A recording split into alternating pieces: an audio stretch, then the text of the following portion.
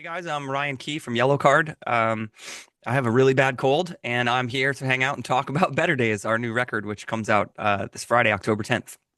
Fantastic, Ryan. Thanks for joining us today. I hope the album brings better days for you with you told.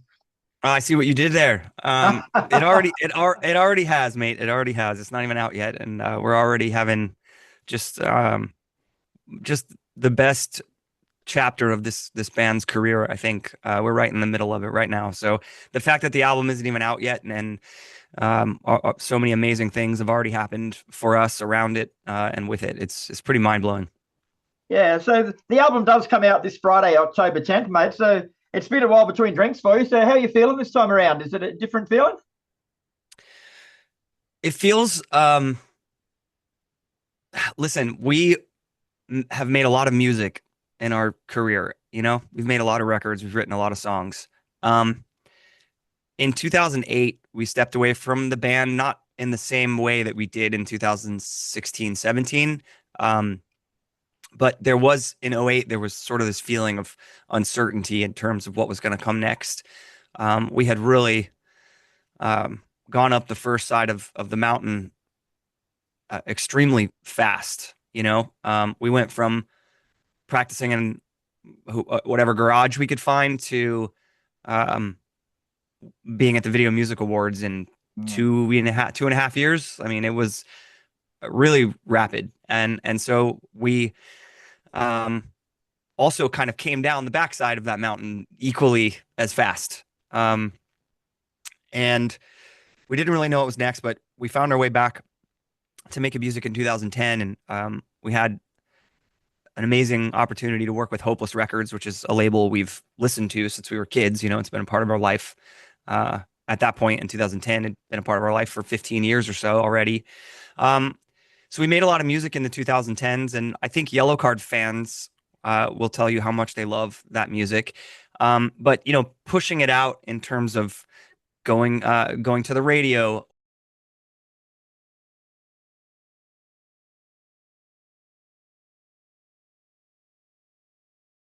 you know, um, the size of the shows we were playing and just kind of what we had to work with during that time. I think the feeling we have around Better Days is the first time in a long, long time where new music from our band feels like it's going to have a massive impact in our lives and as well as those that listen to it. It's just been a really long time since new music has been more than kind of a vessel to tour on, if that makes sense. Okay. Yeah. Not that we weren't pouring ourselves into the records we made from 2010 to 2016. We certainly were. Um, but the idea was kind of, okay, you're done with this record cycle. You got to stay on tour. Let's go make another record. This one feels like more than that somehow. This one feels like a record that is not only going to I think it's going to do three things. It's going to get people who love our band and have never swayed extremely excited. I think it's going to pull back in people that may have wandered off through the 2010s, especially towards the end of our what we thought was our career when we made a couple of records that really leaned into kind of our 90s alternative kids' hearts more than our pop punk hearts. This record I think will pull those people back in. And third, I really believe this is going to make legions of new Yellowcard fans. Here in the States, Better Days officially became our first ever number one single at Mm. alternative radio. How does that happen 20 years after the last song that we went to radio with? 20 years later. You know, I was I was texting with Travis Barker about it. That when like the day that it was official, I texted him. I said, "We did it, brother. We're here. This is so wild." And um, I had already been thinking. I'm trying to, in my head, I'm trying to think of another band that has a story like this, where you had this huge success at radio with two or three songs, and then 20 years passes, and pun intended, radio silence, and and then you come out with this kind of revival and this really charged track, and it just works, and it becomes the most successful song you've had in 2 decades. And Travis on it, I didn't say that. He on his own texted me and he was like, I think my band and your band are the only bands I could think of that have this kind of story. You know, Ah, Blink had number ones, multiple number ones before, but they also had this kind of long period of time where, that wasn't their game. They weren't top of the charts. They weren't like household name Blink 182 like you know and love.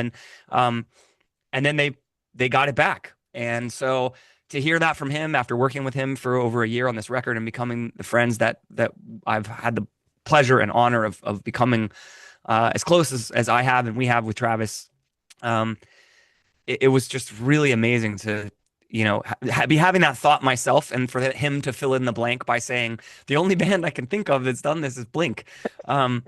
So we're in amazing company, and I really think that this record is going to do wonderful things for our band, and we're just if you can't tell, I am sick as fuck, and if you can't tell how excited I am, I mean I cannot believe it's this week. It's like of all the weeks for me to get sick, it would be yeah, released sure. weekly. But man, we're excited. I think the main thing I took out of all that, mate, is it sounds like music's become fun for you again, and you're enjoying the process instead of being rushed by the system. Yes, we Yeah, took a year to make this record. We've never done that before. Um, One of the things in the 2010s chapter of the band was it truly was like make the record, tour for 8 or 9 months, maybe a month off, maybe. And then you're writing and recording. And those recording processes were at most like 10 weeks long, maybe a couple of months. Um, and this record is the first time in 20 years that we've had many, many months to work, write, not overthink, just keep writing. What I loved about this process, and one thing Travis really taught me to lean into, was just keep writing. If it's not a song that's going to end up on the record, we don't need to keep hammering it until it's dead.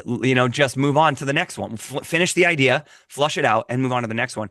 And having a year to make the record allowed us to do that on every single song. So you're getting these 10 songs are absolutely without question. I mean, I don't know if they're the actual best songs, but they're the best songs we could provide, you know? yeah, Um, and so again, it was, yes, that part of it made it, had a lot to do with kind of re-energizing the process and the band, and not having these deadlines that were just super strict. And um we've been really, really fortunate, man, coming back in 2023 and touring the 20th anniversary of Ocean Avenue. Just from a business standpoint, that was the most successful tour we've ever done in our career, which really allowed us to take time and breathe and take time off the road and focus on making this album.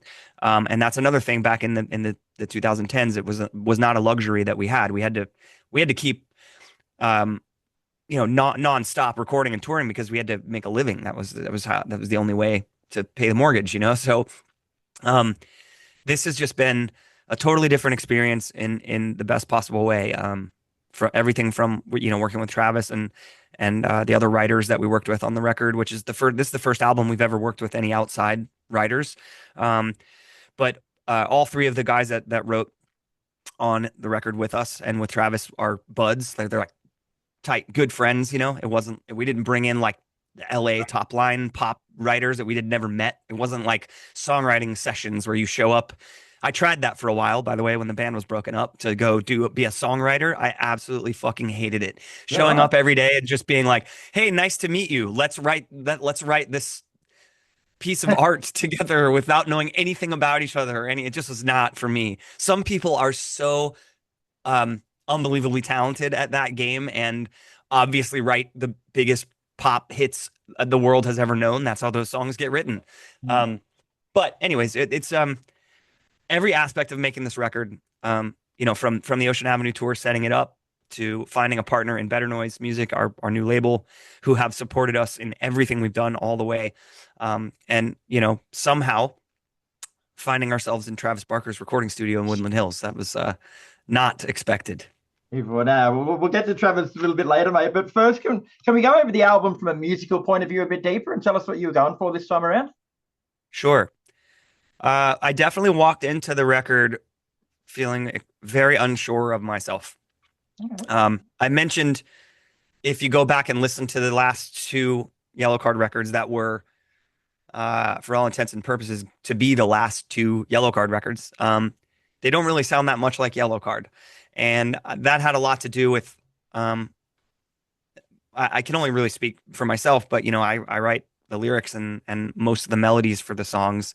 We all work together on the music. We always have, but um, I was just really feeling pulled in a different direction, and just hadn't felt really connected to the scene, um, the genre, the sound, that made us the band that we are, and really felt like it was time to experiment and try some new things after 15 years in the band at that point. So if you listen to those records, you can really hear the sort of the departure begin. And when the band broke up in March of 2017, we thought it was going to be the last show we ever played together. Um, I wandered off into the wilderness to make my own music, and I released three EPs of my own. Um, Two that were, the first one was very kind of Elliott Smith, singer songwriter. The second one was kind of like Elliott Smith Explosions in the Sky hybrid, and the third one was where I really think if Yellowcard hadn't gotten back together and I had had the chance to keep making my own music successfully, that's really I found my sound, Okay. and I'm getting to that what that has to do with this, but with Better Days. But I found what I was looking for on my last EP, and it was kind of like this ambient, electronic, dreamy, just vibe.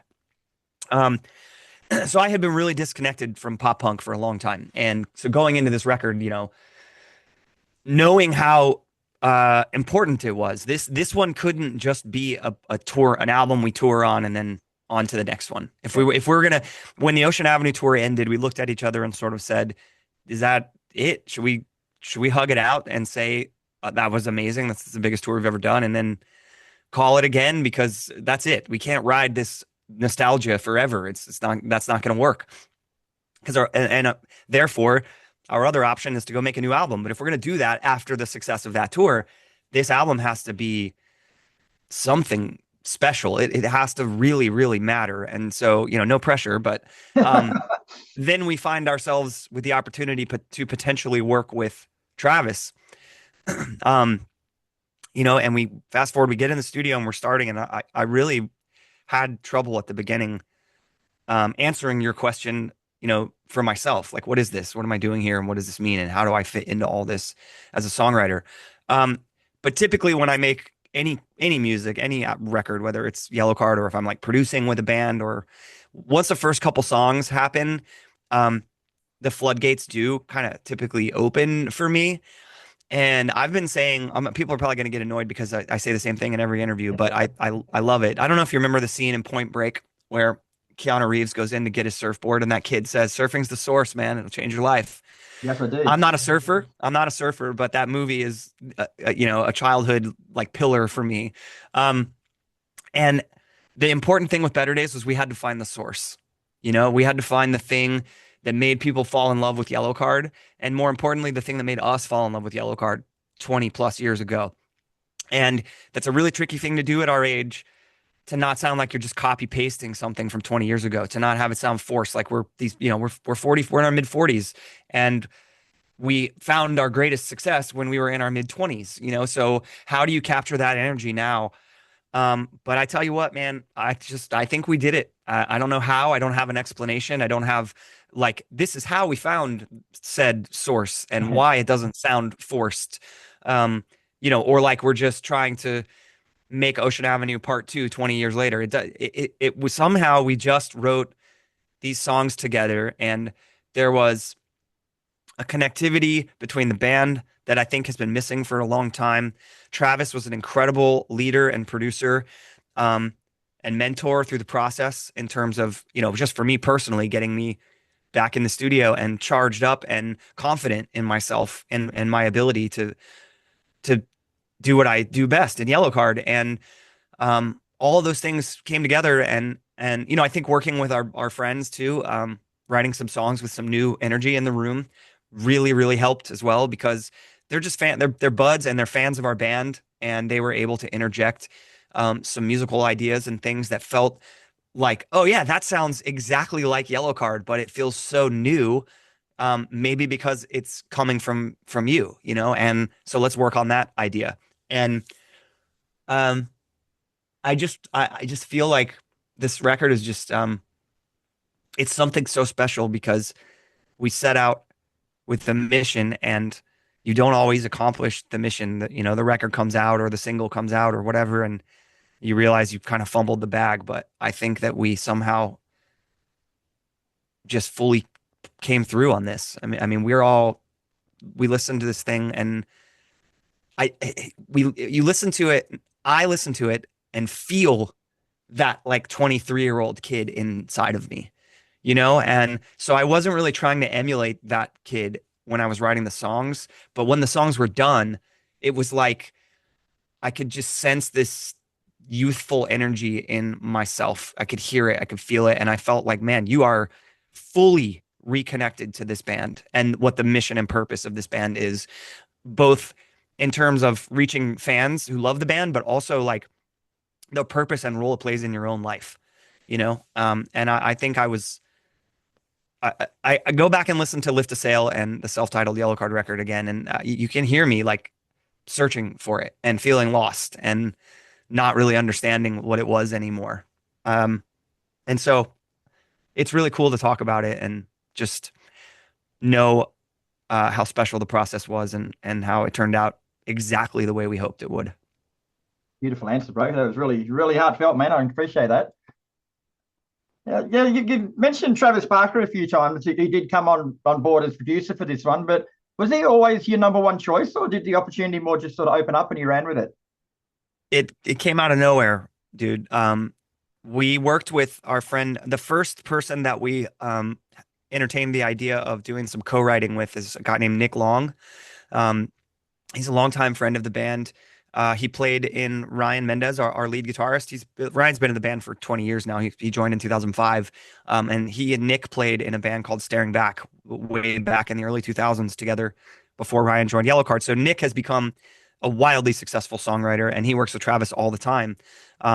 He worked a bunch on the new Blink record, and he's worked on a lot of the MGK stuff and Avril, and on and on and on. So when we first were sort of open to the idea of working with co-writers, Nick was the first name that came up, and we hit him up, and it started out as just like, let's come to LA for 2 or 3 days and get an Airbnb and some acoustic guitars and put out, get our phones out and record some voice notes and see if anything cool, if we come up with any cool ideas. And between the time that we made that plan and when the plan was actually supposed to happen, Nick hit up Ryan and said, I was in a session with Travis today, and I mentioned that you guys were coming out, and he said, bring him here to the studio. I want to be in on those sessions. That sounds awesome. And, you might be like, come on, man. But to me, it's like, there was this moment of Travis Barker knows who my band is. You know what I mean? Like, it just, I mean, like, whether he likes it or not at that moment, he's on a pedestal, you know what I mean? It's impossible not to feel that way. And, so we're just blown away. We go out there and the session happens. First song we wrote together with Travis and Nick is Barely Alive, which is the second to last song on the record. And it's on the record in pretty much exactly the fashion in which we wrote and recorded it way back in April of last year. Right.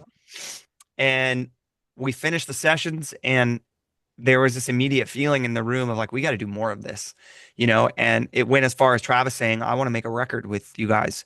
I want to produce the record. And while our jaws were on the floor at, the thought of this opportunity, we didn't have a record company, or, we didn't have any money. There was no way to facilitate a Travis Barker produced record where the whole band is going to live in LA for however long, or rent, play. We all live all over the country now. And it's, the next step was setting out on the mission to find a partner in terms of a recording company. And, we were really lucky to land with Better Days. They've been Better Days with Better Noise. That's been confusing the whole That's time. quite cool. I just saw what you did then. Yes. To land with Better Noise. who have just, like I mentioned earlier, they've just been incredible in terms of support and backing the band and just providing everything that you need to make the best record you can make. So Mm. we really owe it to Nick Long. I mean, he is a huge reason why we're sitting here talking about this today. Good on you, Nick. Now, Travis also played drums on a track on the album too. Like, was that part of the package deal as producer, or was that another shock for you? Definitely a shock. I mean, I don't know if he produces a record with a band and they have a drummer, if he's still like, well, I'm going to play drums on the album, or I actually never had that conversation. But our buddy Jimmy Brunkvist plays drums with us on the road. He's our friend from Sweden. He's been our touring drummer for almost 10 years now. His last name is spelled Brunk Vist. Mm-hmm. And but he, the band in its current form for a long, long time has been the four of us. It's been Josh, Ryan, Sean, and myself. So, as far as I understand, Travis just recognized that we didn't have a drummer, so he just jumped in and started playing drums. And lucky us for that to be the case. So yeah, just sitting there in those first sessions and hearing my own voice on a track and watching him play and record to it, completely surreal, dude. I bet you was. And we better wind it up, bro, because you got other people that want some of your time. But I'll just leave off with you. Like, you've spoken a lot about refinding your passion for music and tapping back into your youth and stuff like that. But what sorts of things did Travis actually bring to your overall sound on the album? Like, what was his contribution aside from just being a producer? Well, obviously the drums are undeniable. I mean, you hear some of the songs that start with the drums, and it's like if you didn't know he played on the album, you might say that sounds like Travis Barker played on that album. But I think I touched on this a little bit earlier. He was just such a good leader. He was such a good producer. And when you walk in there the first time, you know him as the drummer of Blink-182 and the drummer of all these other amazing projects, and maybe the best drummer of our generation. And if we've worked with the same producer since 2003 or late 2002 when we started working on Ocean Avenue. All of our albums we recorded with Neil Avron. And Neil doesn't do much producing anymore. He's pretty much exclusively a mixer. So there was always going to be the conversation of who's producing the album. And it's not going to be Neil, which felt alien to us at the time before this all came to be. But once we got in there and realized how invested Travis is in every single note you're playing, we realized that this was going to be gnarly in terms of the collaborative nature of the writing and recording. He'll just sit in the back and kind of wait and let everybody cook. And then if you get stuck, he'll just pop up with an idea, and it's the right idea. And I think you'll hear on the record just how focused the songwriting is. There's no fat to chew on. It's like just essential rock and roll from start to finish. And that's a big focus in his studio. And every experience with every producer is different, but he really focuses on, do we need that in this song? What's the best thing for this song? And having the chance to work on the album for so long and write so many, I think we wrote 15 or 20 songs or something. It's way more songs than we ever write to completion for a record. And it wasn't hard to choose the best 10, but the process and the freedom to be able to just keep writing was really a big part of how he does things. And I think helped us make the record as rad as it is. And I really, really hope that the success that we're seeing with the record so far in terms of the single going number 1, and we're really excited for Bedroom Posters, which is going to be the next full court press single. I'm not sure when, but we're making a new music video for that one, and see how that goes. But I'm really hopeful that all of this points to us making another record with Travis down the road. I mean, we haven't had that conversation yet. He knows how. Yeah, he did. Yeah, there you go. Sorry, I didn't text you, Travis. Sorry, I didn't tell you directly, but I think he knows how excited we are about this partnership, and how just honored we are to have him be a part of our story and a part of Yellowcard. Fantastic, right? Well, thanks for your time, mate. I know you struggled a bit there with your sickness, but it's 6:30 in the morning here, and you've just brightened my day up, brother. You're a breath of fresh air. So the album, Cheers. It's out October 10th, and everything Ryan said about it is on the money. I had to listen last night, and really good quality album, bro. So best of luck with it. Thanks, man. We can't wait to get back there. I'm sure it'll be the usual sort of end of the touring cycle. We'll finish up in Australia, Japan, as we always do. So we'll see you guys, I don't know, year and a half or so, maybe.